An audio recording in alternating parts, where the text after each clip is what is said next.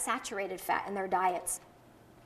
Some signs of poor fat digestion are large, malodorous stools, things like light in color, gray in color, things like that. Now, these are not definitive, but if you suspect anything with digestion, you might want to look at, are they having trouble with fat or protein, or what might be going on? So the roles of saturated fat. Well, why would we want to get saturated fat if everybody tells us that saturated fat is bad? Well, saturated fat is essential for the brain.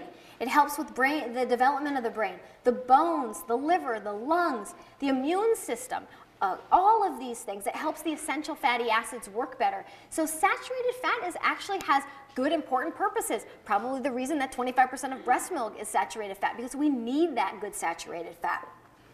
And I mentioned briefly coconut oil, one of my favorite fats, and definitely one of my favorite saturated fats. Coconut oil, you want to get an unrefined virgin coconut oil, not a refined type, not a hydrogenated one, but a good unrefined coconut oil. This is going to contain a lot of great factors, antifungal properties, antiviral properties. It contains caprylic acid, which helps to kill yeast. It contains lauric acid, which is found in breast milk. Wonderful anti-inflammatory effects. It's much more easily digested and absorbed. It's one of the few medium-chain fatty acids in the diet, and these require very little, if any, digestion, and they absorb pretty easily. So when you have somebody with poor digestion, these are often good fats for the body to use. They help with energy because they're burned almost immediately. There's actually diets out there, weight loss diets, that use coconut oil as part of them because they can help. You can absorb them and use them instead of storing them as fat. And they can enhance the absorption of minerals. So cholesterol. So this is another topic that I want to talk about. If you look at the molecule that is up in the top part up here, that's a cholesterol molecule. And you can see that's almost identical to the testosterone molecule. Most hormones, estrogen, testosterone, the stress hormones, they are made from a base of cholesterol. We need good cholesterol. 75% of the cholesterol in our body, our liver makes. If we eat more, typically our liver just makes a little less. So especially for children, eating a little more cholesterol in the diet does not equate to raising of cholesterol in most children. And I would say there's some really interesting research by a doctor named Mary Enig, and she talks a lot about saturated fat and cholesterol and how important these Somebody, maybe can you see if you can do that? I'll see if I can talk loudly while we see if we can get this fixed.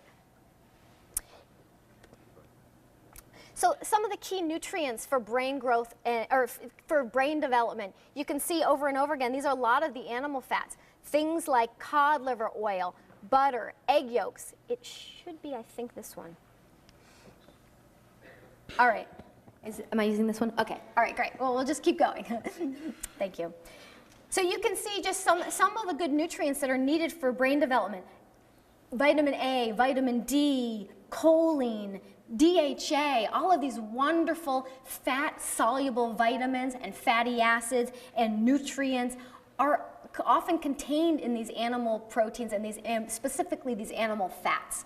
And so we don't want to just be loading up on bacon and whatever other fried meat things we can come up with, but we want to get some good quality eggs and egg yolks and some other good substances like that. And even a little bit of bacon and things, if we're going with a nitrate free, we can get some good quality sources. Even a little of that in the diet is also healthy.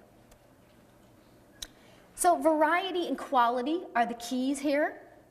And we want to talk a little bit about a couple of the fat-soluble vitamins I just mentioned, vitamin A and vitamin D. I want to talk about them a little more because Dr. Mary Megson did research on children with a G-alpha protein defect. These are children with autism that have this particular genetic defect, and she was noticing that what was happening is that an assault by, say, a virus would create a depletion in vitamin A, especially if you had this G-alpha protein defect. And it started creating, what does vitamin A do. One of the main things is vision.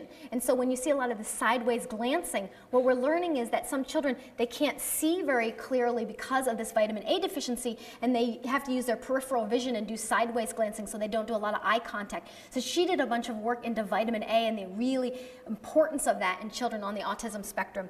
And so getting vitamin A helps with protein assimilation, calcium absorption, growth, speech, language, vision, a whole variety of things. And this is going to be found in grass-fed animal fats, cod liver oil, foods like that we often don't get a lot of. Vitamin D. Vitamin D is going to help with strong bones, strong immune system, all of those good important things. And in San Francisco, as well as in Canada, we don't have a ton of sun year-round to get all of that vitamin D made. We can make vitamin D from the sun, but we often don't have enough of it in these climates where the sun is not as strong. And so we often need to get these foods with this vitamin D in it. And so grass-fed is important, because what happens with grass-fed, this is how animals would naturally live, more or less. They are outside eating green grass. That green grass converts to vitamin A. They're getting sun on their back. That sun is converting to vitamin D. And you're getting all of those good vitamin A, vitamin D, DHA, all those good fat-soluble vitamins and fatty acids. Whereas when you look at commercial animals, they're kept in confinement and they're fed grain. They're not, especially cows, are not meant to eat grain, so it's very difficult on their system. And they don't get outside, so they're not getting that vitamin D, so they're not very healthy. And if you think about, if they're not very healthy, eating them is not going to make us healthy. We want to have good quality sources. Also, those grains are inflammatory to most mammals, and especially cows that are not equipped to be eating grain, they can create a lot of inflammation. So we feel that some of this inflammatory response and the inflammatory fats, I believe that some of the studies that were done on fats, animal fats, almost always they use commercial animal fat, which has a lot of inflammatory properties to it. It's very deficient in a lot of the good vitamins. So when you see some of those, it's very different than the studies, the new studies and the new information coming out on grass-fed animal food. So whenever you have an opportunity to get that, there is a sponsor, and that sponsored some grass-fed beef for us, and their information is in your packet, and it was on the screen when you first walked in, and I'm sure we can find their name later. And so you can always find it, but you need to search it out a little bit because it's often not available at the grocery store, or it's only, you have to really go to specialty stores or really kind of search it out to find places that have it. But it's well worth it. So I was doing a little research last night on raw dairy and whether raw dairy is available in Canada or not. We live in California, and we are so fortunate that we have raw dairy available. I want to talk briefly about this. This is something that's a very personal, individual decision, but there's some interesting information that I thought I would share with all of you so that you can do your own research and make some decisions on how you want to proceed. I'll only spend a minute or so on it. Most people that implement a autism diet start with the gluten and casein-free diet. That's free of wheat and those grains, as well as dairy. So many people won't be doing dairy. Also, so this may or may not be relevant for you, but there are some reasons that some people can handle raw dairy that cannot handle pasteurized dairy. We still need a lot more research on this, and some of the theories and the information we've come up with so far that some people can handle raw and not pasteurized is that what we feel is that high heat pasteurization process may be altering that casein molecule and making it difficult for the body to recognize it. Maybe one of the reasons that so many people today seem to have, and especially children on the autism spectrum, seem to have a problem with dairy. And because it's often that casein molecule that they're having a problem with. And lectins are found in grains. And so is there something about grain-fed that's causing a problem and an inflammatory response that grass-fed wouldn't? And pretty much I know that for us, anybody that sells raw milk, they raise their cows to the highest standards. They grass feed and they do all of those things to keep their cows very healthy because they do not want to get any pathogens in their milk.